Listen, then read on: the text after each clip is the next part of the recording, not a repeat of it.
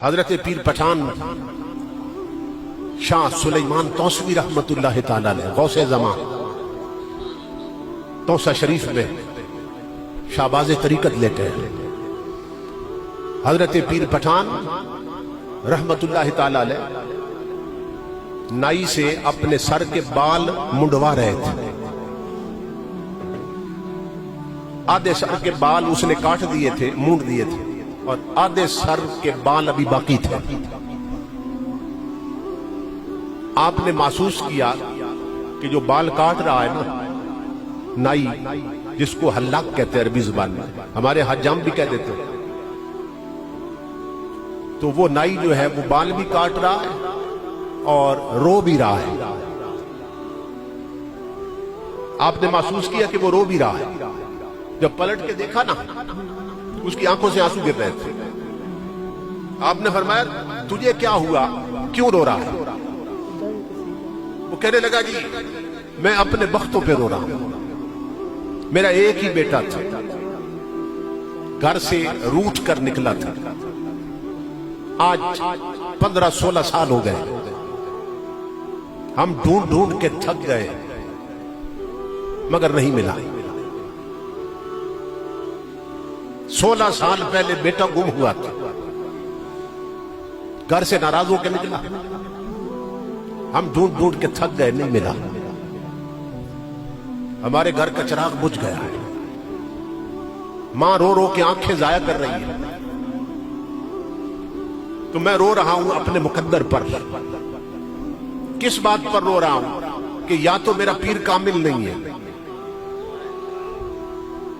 دکھی تھا نا، بات نکلی اندر کی۔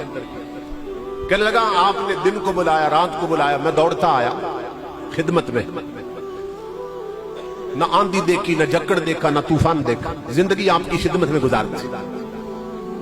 اب سوچ رہا ہوں یا میرا پیر کامل نہیں ہے اور یا پھر میری خدمت قبول نہیں ہوئی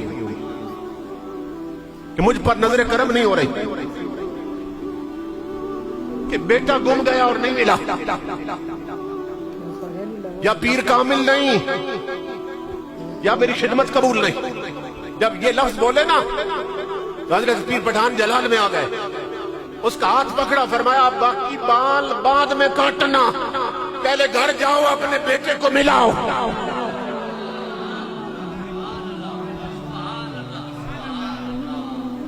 فرمایا بیٹا گھر پہنچ چکا ہے، جاؤ بیٹے کو ملاؤ، باقی بال بعد میں کاٹ لینا۔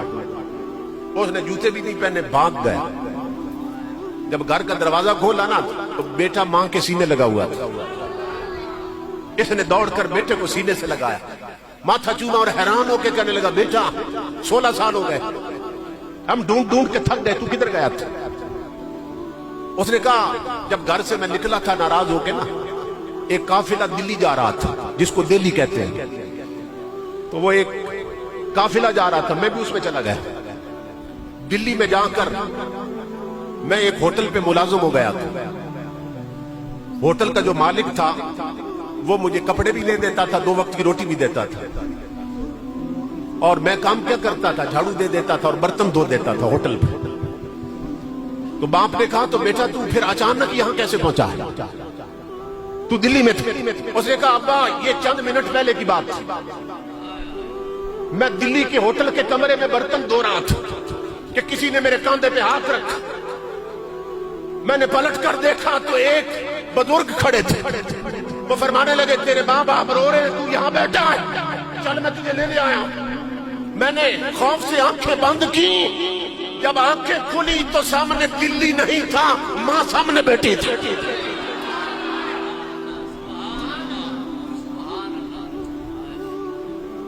باپ کی چیخ نکلی، کہنے لگا بیٹا وہ جو بزرگ لائے ہیں ان کی کوئی نشانی یاد ہے؟ کہنے لگا ابا اور تو کوئی نشانی یاد نہیں، ہاں اتنا یاد ہے آدھے سر کے بال کٹے تھے، آدھے باقی تھے۔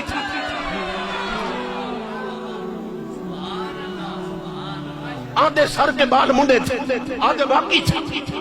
وہ پکڑ کر بیٹے کو ساتھ لایا، حضرت پیر پٹھان کی بات، باپ بیٹا دوڑتے آئے، جب بچہ سامنے ہوا نا، بچے کی چیخ نکل گئی، کہنے لگا ابا اللہ کی عزت کی قسم، یہی بابا جی تو مجھے دلی سے لے کے آئے ہیں۔